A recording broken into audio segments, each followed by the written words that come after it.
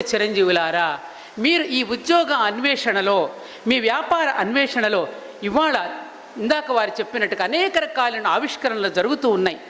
విదేశాలకు వెళ్ళిన మన పిల్లలందరూ కూడా చదువుకుంటూ అక్కడక్కడ చిన్న చిన్న పెట్రోల్ బంకులోనో, లేకపోతే ఎక్కడైనా పిజ్జా షాప్స్లోనో, ఎక్కడైనా బ్రెడ్ షాప్స్లోనో, ఎక్కడైనా ఒక చిన్న మాల్స్లోనో ఉద్యోగం చేస్తూ ఏ విధంగా అయితే చదువుకుంటున్నారో ఆ విధానం వాళ్ళు మన భారతదేశంలో ఉన్న యువకులు కూడా ప్రయత్నిస్తున్నారు. ఇందాక చెప్పినట్టుగా ఊబర్లు కానీ, ఓలాలు కానీ వాళ్ళు డ్రైవర్లుగా చేరుతూ, నేను ఓలాలోను డ్రైవర్లను అప్పుడప్పుడు నేను ఇంటర్వ్యూ చేస్తుంటే వాళ్ళు చక్కగా చెప్తున్నారు, అమ్మ నేను MBA చేశాను, ME చేశాను, ఇదిగో బ్రహ్మాండంగా నాకు 30,000 రూపాయలు వస్తోంది. అందుకని దొరికిన పనిని ప్రేమించటం అనేది ఎప్పుడైతే మనం నేర్చుకుంటామో, ప్రెస్టీజియస్ దీనికోసం వెళ్లకుండా, ఫాల్స్ ప్రెస్టేజ్ కోసం పాటుపడకుండా మనం ఎప్పుడైతే దొరికిన పనిని ప్రేమించటం నేర్చుకుంటామో అప్పుడు మన జీవితాలు సజావుగా నడుస్తాయి.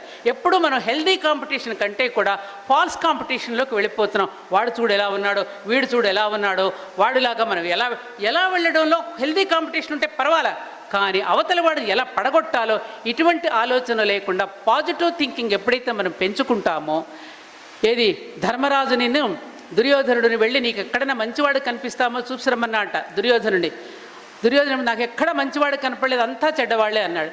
అదే ధర్మరాజుని అడిగితే ఎక్కడ నాకు చెడ్డవాడు కనపడలేదు, అంతా మంచివాళ్లే అన్నారు. అంటే చూసే దృష్టిలో ఉంటుంది మనకి పాజిటివ్ థింకింగ్తో ఎప్పుడైతే మనం ఉంటామో దైవానుగ్రహం కూడా మనకు తప్పకుండా లభిస్తుంది.